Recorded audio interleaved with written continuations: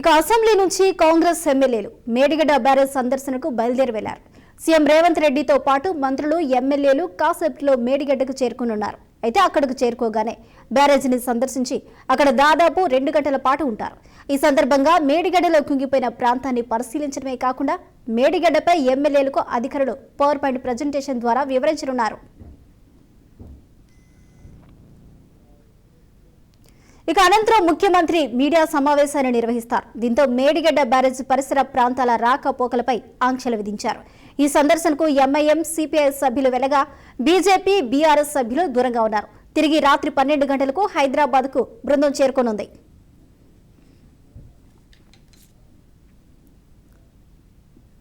ఇదే అంశానికి సంబంధించిన పూర్తి అప్డేట్స్ ను మా ప్రతినిధి సతీష్ లైవ్ లో అందిస్తారు. సతీష్,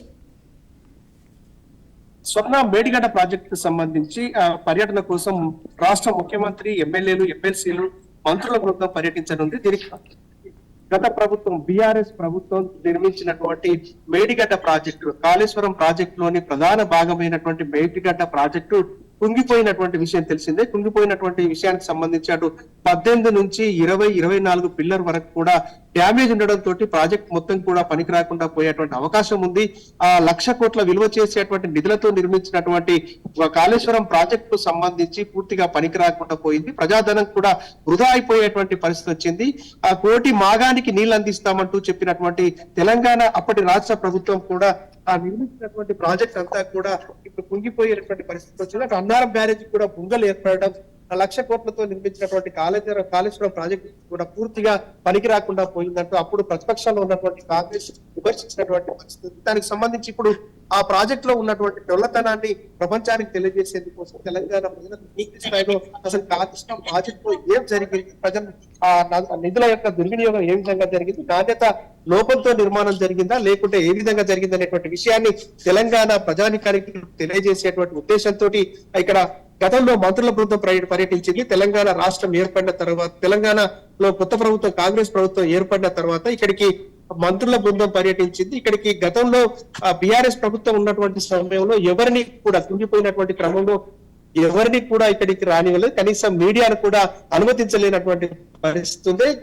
ఆ టైంలో కొత్త ప్రభుత్వం ఏర్పడిన తర్వాత కాంగ్రెస్ పార్టీకి సంబంధించినటువంటి మంత్రుల బృందం కాళేశ్వరం ప్రాజెక్టు, మేడిగడ్డ ప్రాజెక్టు సందర్శించి ఆ కుంగిపోయినటువంటి ప్రాంతాన్ని, ఆ డ్యామేజ్ అయినటువంటి మేడిగడ్డలో డ్యామేజ్ అయినటువంటి ప్రాంతాన్ని గతంలో మంత్రుల బృందం పర్యటించి అధికారులతో సమీక్షలు నిర్వహించి దీనికి సంబంధించినటువంటి ప్రాథమికమైనటువంటి నివేదికను ప్రభుత్వానికి అందించిన తర్వాత మేడిగడ్డ ప్రాజెక్టు కుంగిపోవడం ఇక్కడ చర్యలు తీసుకోవాలంటే ఉద్దేశంతో జ్యుడిషియల్ ఎంక్వైరీ చేయిస్తామంటూ కూడా రాష్ట్ర ప్రభుత్వం చెప్పినటువంటి పరిస్థితి. అటువంటి క్రమం లోపల తెలంగాణ రాష్ట్ర ప్రభుత్వం, ఇప్పుడు కాంగ్రెస్ ప్రభుత్వం పూర్తి స్థాయిలో ముఖ్యమంత్రి ఆధ్వర్యంలో అసెంబ్లీ సమావేశాలు జరుగుతున్నటువంటి నేపథ్యంలో, అసెంబ్లీ సమావేశాలు జరుగుతున్నటువంటి నేపథ్యంలో అన్ని ప్రతిపక్షాలకు సంబంధించినటువంటి ఎమ్మెల్యేలతో సహా అధికార పార్టీకి సంబంధించినటువంటి ఎమ్మెల్యేలు, మంత్రులు అందరినీ కూడా మేడిగడ్డ ప్రాజెక్టు సందర్శనకు వెళ్దాం, మేడిగడ్డ ప్రాజెక్టులో జరిగినటువంటి పరిస్థితి ఏ విధంగా ఉంది, అక్కడ పూర్తి స్థాయిలో ఏ విధంగా ఉంది అనేటువంటి దానిపైన మీకు అందరికీ కూడా అవగాహన ఉండాలి. కాబట్టి ఆ అవగాహన కోసమైనా కూడా మీరందరూ కూడా రావాలంటూ ప్రభుత్వం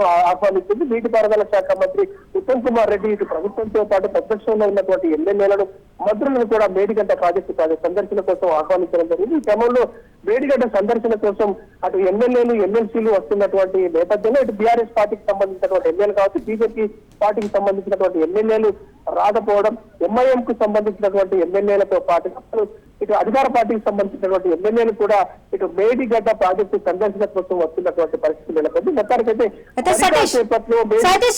మేడిగడ్డ ప్రాజెక్ట్ లో జరిగిన అవకతవకలకు సంబంధించి ఈరోజు బృందంతో వెళ్లారు రేవంత్ రెడ్డి. కానీ అసెంబ్లీ సాక్షిగా కేసీఆర్ కూడా సందర్శనకి ఆహ్వానం పంపుతాము అంటూ కూడా అసెంబ్లీ సాక్షిగా రేవంత్ చెప్పారు. కాకపోతే ఇక్కడ చూసుకున్నట్లయితే ఇటువైపు బీఆర్ఎస్ కానీ బీజేపీ కానీ రెండూ కూడా సందర్శనకి దూరంగా ఉన్నాయి. దీన్ని ఏ విధంగా తీసుకోవచ్చు అంటారు? మొత్తానికి చెప్పచ్చు, మనం కాళేశ్వరం ప్రాజెక్టు నిర్మాణంకి సంబంధించి తన మెదడునంతా కరగబోసి తానే ఇంజనీర్ అవతారం ఎత్తి కాళేశ్వరం ప్రాజెక్టు రూపకల్పన చేశాను. ఆ ప్రాజెక్టు నిర్మాణం అంతా కూడా అంతా ఖర్చు చేసి 1,00,000 కోట్ల నిధులతోటి ఎక్కడా లేనటువంటి ప్రపంచంలో ఎక్కడా లేని అత్యంత పెద్దదైనటువంటి ఎత్తిపోతల పథకాలను నిర్మించేస్తానంటూ కేసీఆర్ తన అధికారంలో ఉన్నటువంటి చెప్పినటువంటి పరిస్థితి ఉంది. మొత్తానికి ఆ ప్రాజెక్ట్ ఇప్పుడు పనికి రాకుండా పోతుంది. 1,00,000 కోట్ల రూపాయల నిధులు దుర్వినియోగం అయిపోయేటువంటి పరిస్థితి, ప్రజాధనం అంతా కూడా వృధా అయిపోయేటువంటి పరిస్థితి వచ్చింది అనేటువంటి ఆరోపణలు వినిపిస్తున్నటువంటి నేపథ్యంలో అక్కడ ఏం జరుగుతుందో చూద్దాం రమ్మన్.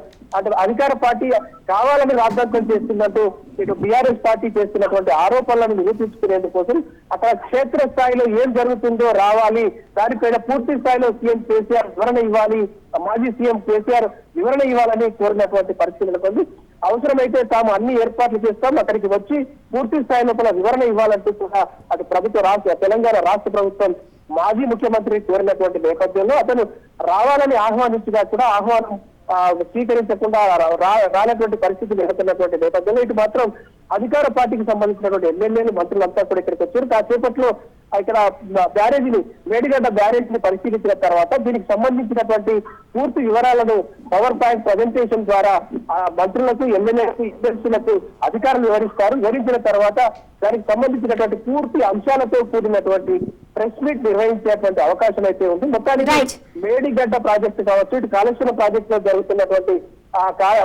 నిర్మాణానికి సంబంధించినటువంటి నిర్మాణంలో జరిగినటువంటి దొల్లతనానికి సంబంధించినటువంటి అన్ని అంశాలను తెలంగాణ ప్రజలకు పూర్తిగా వివరించేటువంటి ఉద్దేశంతో తెలంగాణ రాష్ట్ర ప్రభుత్వం ఇటు కాంగ్రెస్ ప్రభుత్వం ఏదైతే ఉందో అది మొత్తం కూడా ఇటు ఎమ్మెల్యేలను ఎమ్మెల్సీలను మంత్రుల బృందాన్ని మొత్తం కూడా ఇక్కడ తీసుకొచ్చి పూర్తి స్థాయి లోపల వివరించి అటు తెలంగాణ ప్రజలకు మేడిగడ్డ ప్రాజెక్టు కాళేశ్వరం పేరుతో జరిగినటువంటి పూర్తి స్థాయి నష్టాన్ని వివరించేందుకు ప్రయత్నం చేస్తుందని చెప్పవచ్చు.